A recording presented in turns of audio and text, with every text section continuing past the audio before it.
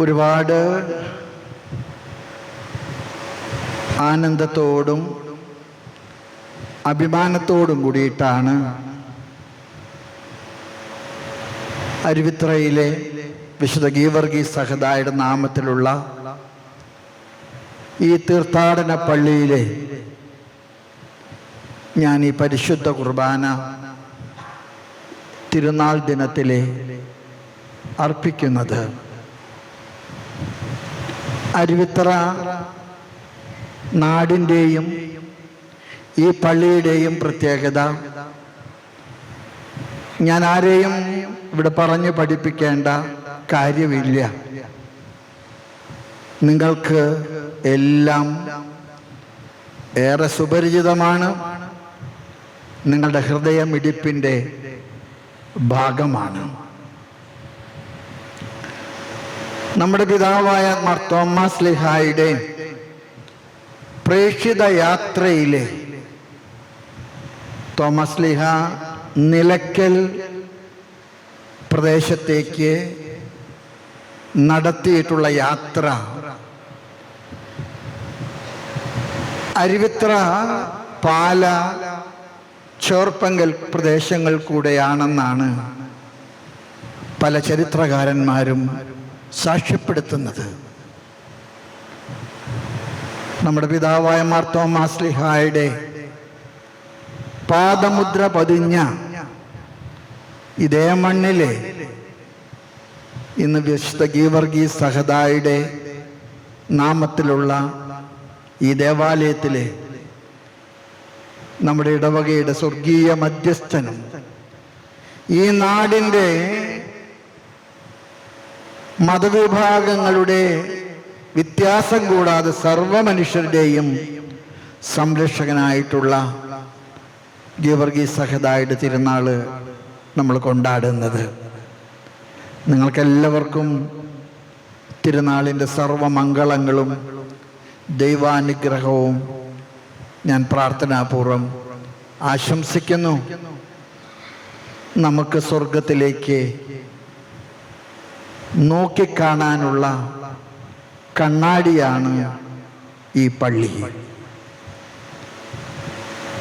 സ്വർഗത്തിലേക്ക് ഈ നാടിനെ നയിക്കുന്ന പഴയ നിയമത്തിലെ കോവണിയാണ് അരുവിത്ര പള്ളി. AD 151 ഇവിടെ പരിശുദ്ധ അമ്മയുടെ നാമത്തിലെ ഒരു പള്ളി സ്ഥാപിച്ചുവെന്ന് കരുതപ്പെടുന്നു. ചരിത്രത്തിൽ അങ്ങനെ ചില സൂചനകൾ ഉണ്ട്. നിലയ്ക്കൽ നിന്ന് കാലാവസ്ഥ അനുകൂലമല്ലാത്തത് കൊണ്ട്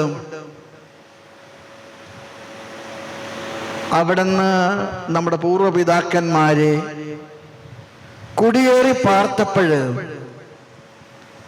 അതിലെ ഒരു പറ്റം ആളുകൾ കണ്ടെത്തിയ ഒരിടമാണ് അരുവിത്ര.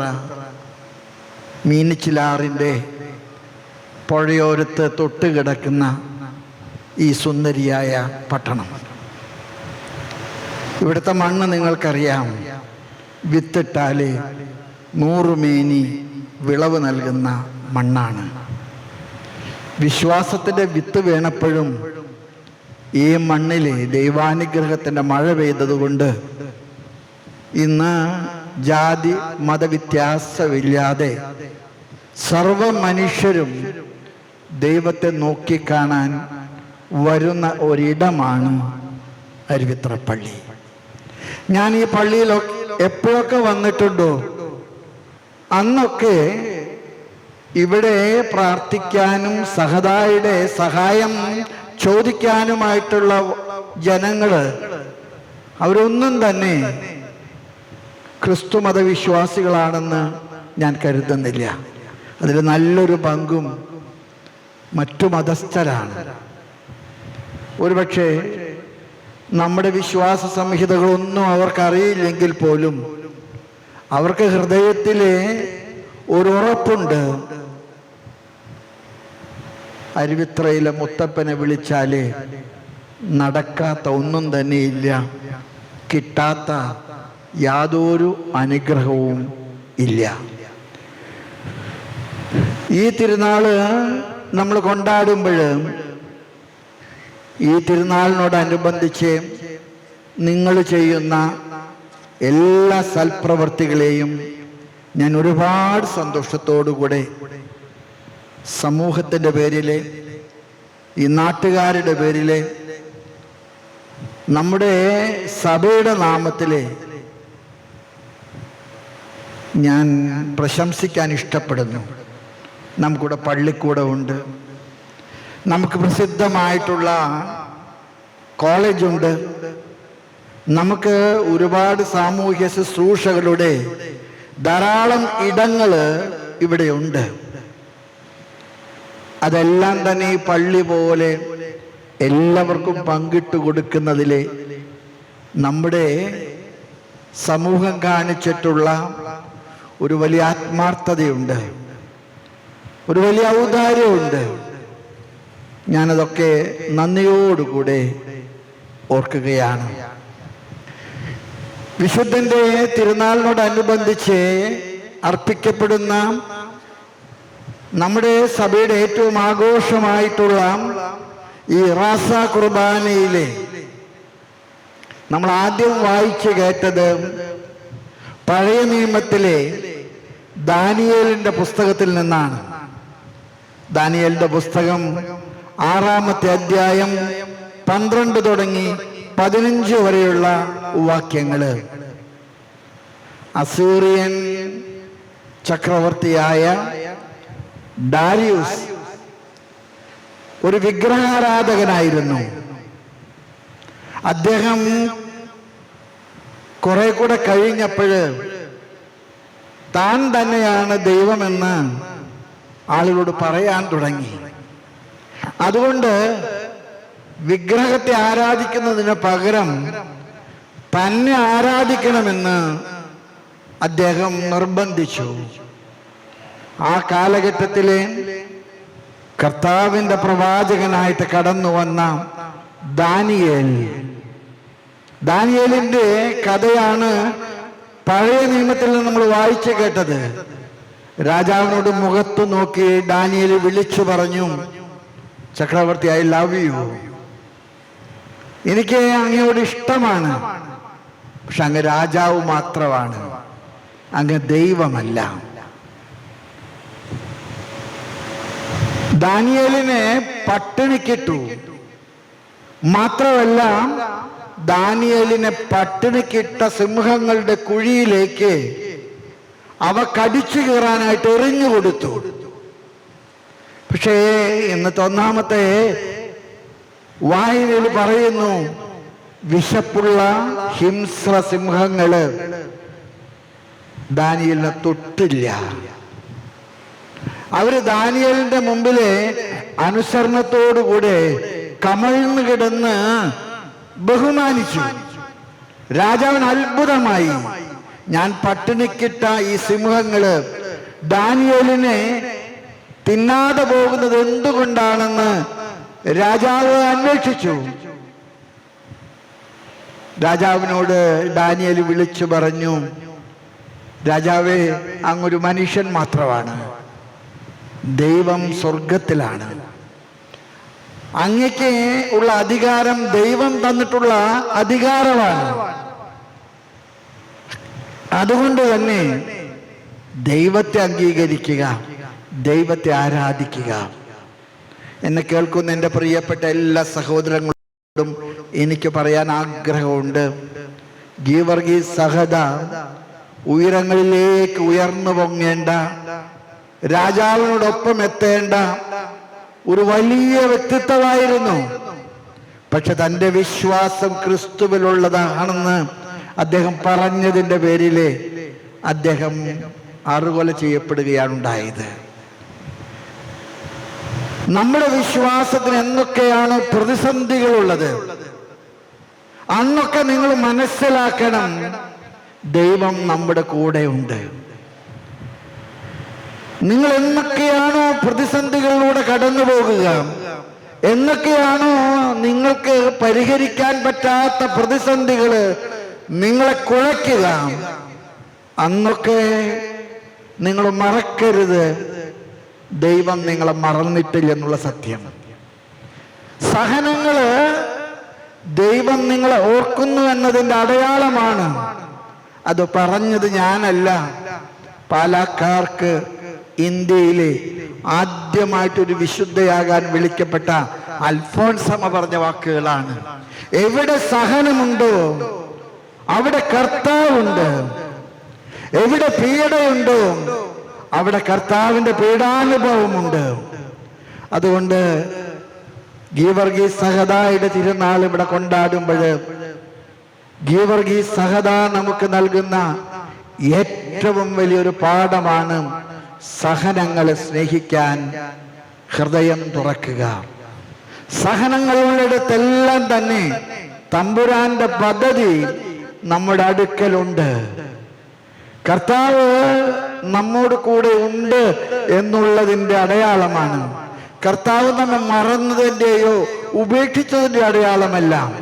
സഹനങ്ങളെല്ലാം തന്നെ കർത്താവിൻ്റെ സാന്നിധ്യത്തിൻ്റെ തിരുശേഷിപ്പുകളാണ്. ഇന്നത്തെ രണ്ടാമത്തെ വായന കൊറിന്തോസിലെ സഭയ്ക്ക് എഴുതിയ രണ്ടാമത്തെ ലേഖനത്തിലെ 12-ാമത്തെ അധ്യായത്തിൽ 1 തുടങ്ങി 10 വരെയുള്ള വചനങ്ങളാണ്.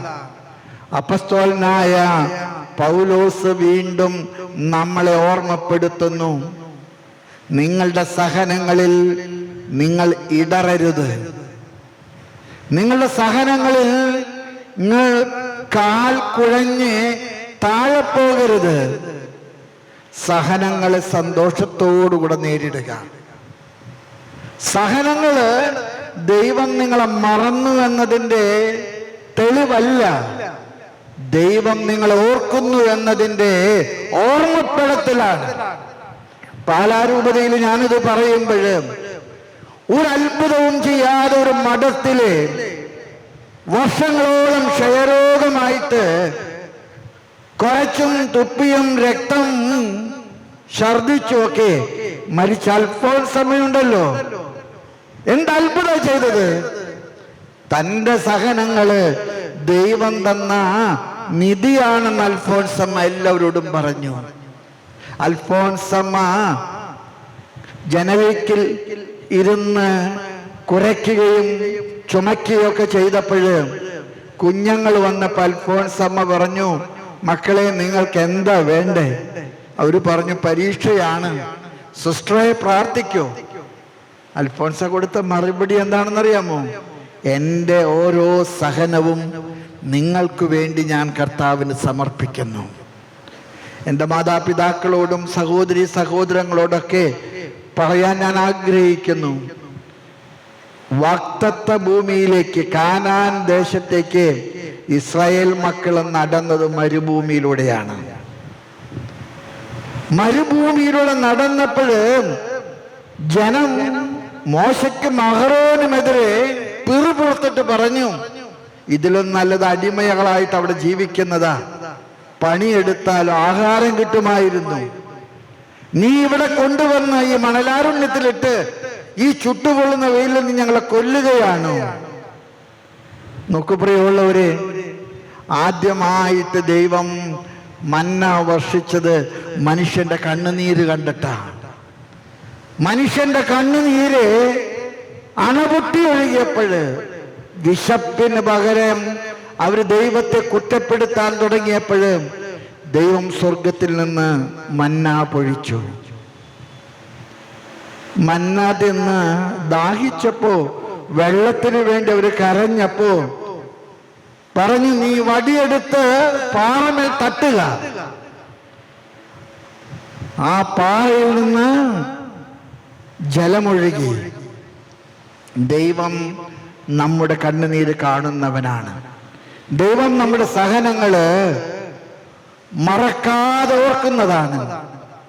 സഹനങ്ങൾ നിങ്ങൾ ഓർമ്മപ്പെടുത്തേണ്ടത് നിങ്ങൾക്ക് വഴി തെറ്റിയിട്ടില്ല, നിങ്ങൾ ക്രിസ്തുവിൻ്റെ കുരിശിൻ്റെ വഴിയിലാണ്. അവൻ കുരിശിൽ മരിച്ചപ്പോൾ അവര് പറഞ്ഞു, ഇവൻ ഉത്ഥാനം ചെയ്യുമെന്ന് പരാതി പറഞ്ഞിട്ടുണ്ട്, ഇവൻ ജനങ്ങളോട് പറഞ്ഞ് ജനങ്ങളെ തെറ്റിദ്ധരിപ്പിച്ചിട്ടുണ്ട്.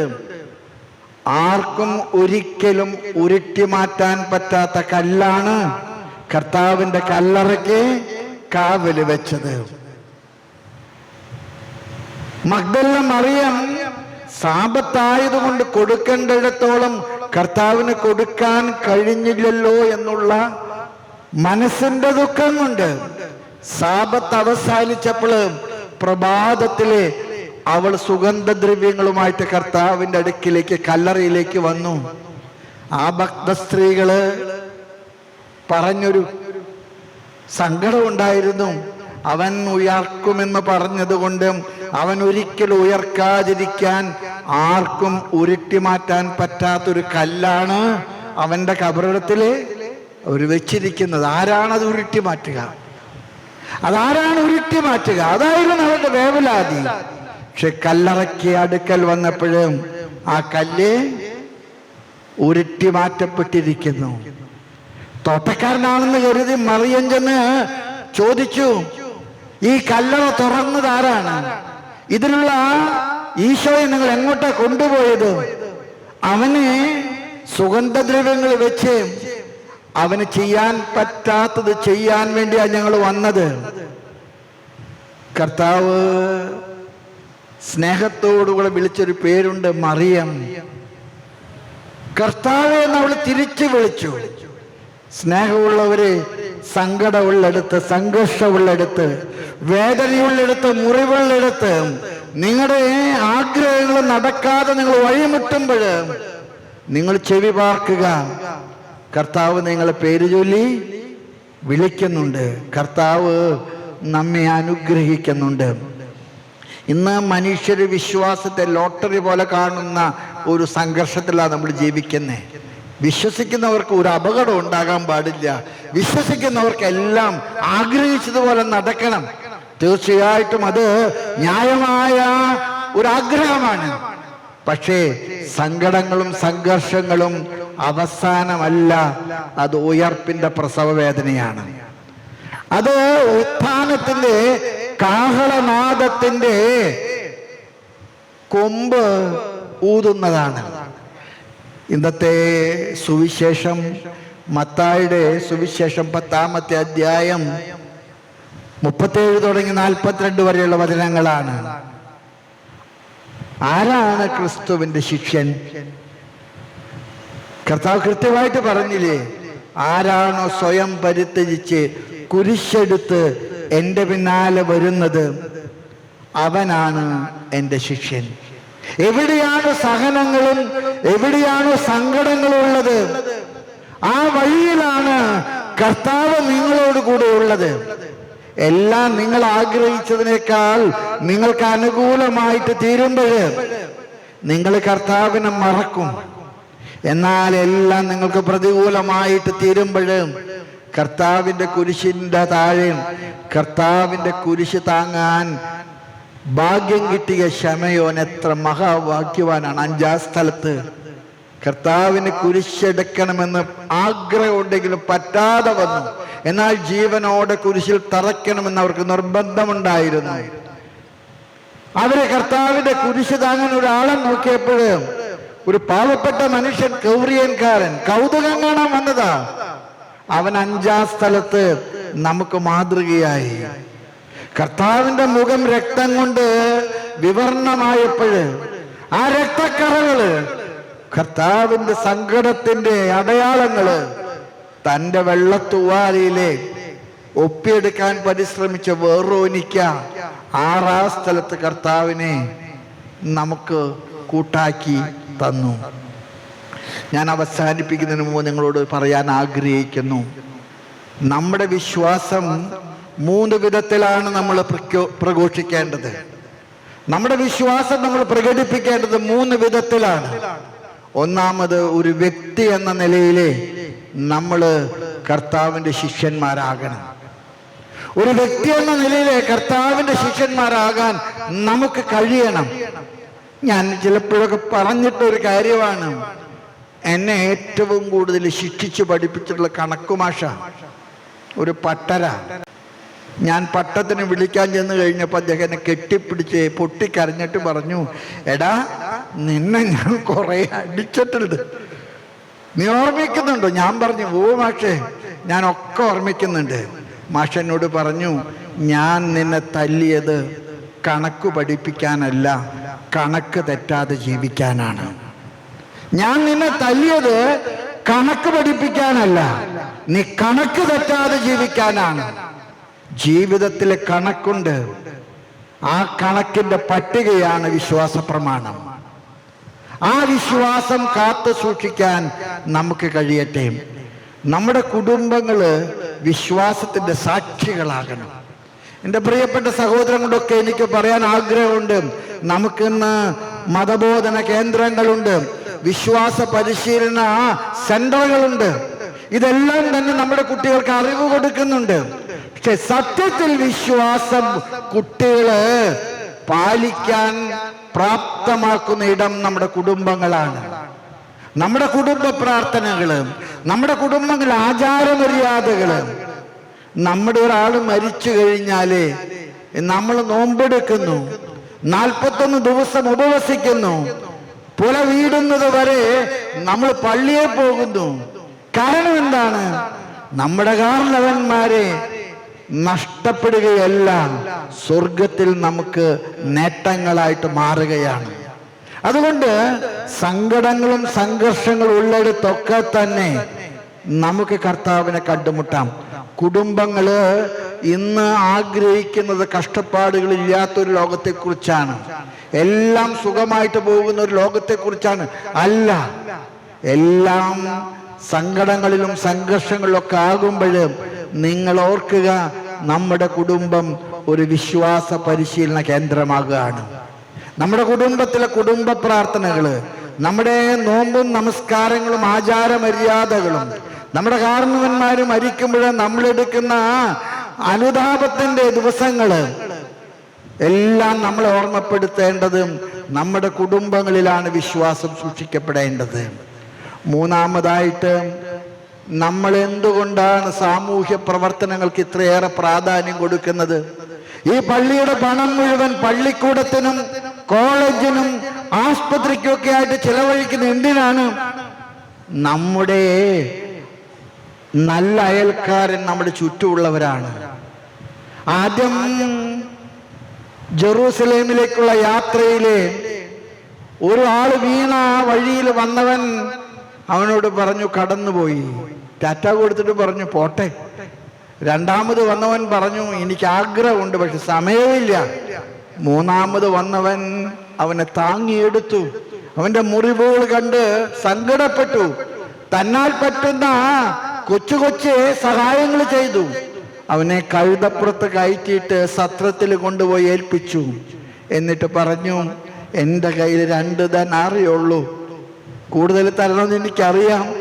ഇല്ല, പക്ഷെ ഞാനൊരു വാക്ക് പറയുന്നു, ഇവൻ അന്യനല്ല, ഇവൻ പരദേശിയല്ല, ഇതെന്റെ സ്വന്തമാണ്. ഞാൻ തിരിച്ചു വരുമ്പോൾ തരാനുള്ളത് പലിശ സഹിതം തന്നോളാം. നമ്മുടെ അച്ഛന്മാർക്ക് പട്ടം കൊടുക്കുമ്പോൾ, കൈവെപ്പ് ശുശ്രൂഷ കഴിയുമ്പോൾ ഗായക സംഘം പാടുന്നൊരു മനോഹരമായിട്ടുള്ള പാട്ടുണ്ട്. ആ ഗീതകം എടുത്തിരിക്കുന്ന നല്ല സമറായക്കാരന്റെ കഥയിൽ നിന്നാണ്. കക്ര നൽകിയ കർത്താവേ. വൈദികരെല്ലാം തന്നെ കർത്താവിന്റെ കയ്യിൽ നിന്ന് കക്ര വാങ്ങിച്ചവരാണ്. അത് കൊടുത്തു തീർക്കുവോളം അവർക്ക് വിശ്രമമില്ല. നിങ്ങൾ മാതാപിതാക്കള്, ഭാര്യാഭർത്താക്കന്മാര്, അധ്യാപകര്, ഗവൺമെന്റ് ഒഫീഷ്യൽസ്, നിങ്ങളോടൊക്കെ എനിക്ക് പറയാൻ ആഗ്രഹമുണ്ട്. ഗീവർഗീസ് സഹദ തൻ്റെ പ്രൊഫഷനെ ഒരു പ്രൊഫഷൻ ഓഫ് ഫെയ്ത്ത് ആക്കി മാറ്റി. തൻ്റെ ജീവിതത്തിന്റെ അന്തസ് കർത്താവിനെ പ്രഘോഷിക്കാനുള്ള അവസരമാക്കി മാറ്റി. ഈ തിരുനാള് നമുക്ക് അനുഗ്രഹത്തിന് കാരണമാകട്ടെ. ഈ തിരുനാള് നമ്മുടെ ജീവിതങ്ങളെ ഉൾക്കണ്ണുകൊണ്ട് പരിശോധിക്കാൻ, നമ്മുടെ ജീവിതങ്ങളെ തിരുത്തിക്കൊണ്ട് നമുക്ക് പരിവർത്തനപ്പെടാൻ, വിശുദ്ധ ഗീവർഗീസ് സഹദ വിഷസർപ്പങ്ങളിൽ നമ്മെ രക്ഷിക്കുന്നു, വിഷബാധിതരിൽ നിന്ന് നമ്മെ കാക്കുന്നു. നമുക്ക് നമ്മുടെ സഹോദരങ്ങളെ കാവലിരിക്കുന്നവരാകാം. സർവ വിഷദംശനങ്ങളിൽ നിന്നും സർവ്വതിന്മകളിൽ നിന്നും അവരെ കാത്തു സൂക്ഷിക്കാൻ സഹദായുടെ മാധ്യസ്ഥവും സഹദായുടെ മാതൃകയും നമുക്ക് ഏറ്റെടുക്കാം. ദൈവം നിങ്ങളെല്ലാവരെയും ഈ തിരുനാളിൽ അനുഗ്രഹിക്കട്ടെ എന്ന് പ്രാർത്ഥിച്ചുകൊണ്ട്, നിങ്ങളുടെ പ്രാർത്ഥനകളിലെ ബലഹീനനും പാപിയുമായ എനിക്ക് വേണ്ടി കൂടെ ഓർത്ത് പ്രാർത്ഥിക്കണമെന്ന് അപേക്ഷിച്ചുകൊണ്ട്, തിരുനാളിൻ്റെ മംഗളങ്ങൾ ഒരിക്കൽ കൂടെ ആശംസിച്ചുകൊണ്ട്, പിതാവിൻ്റെയും പുത്രൻ്റെയും പരിശുദ്ധാത്മാവിൻ്റെയും നാമത്തിൽ ആമേൻ.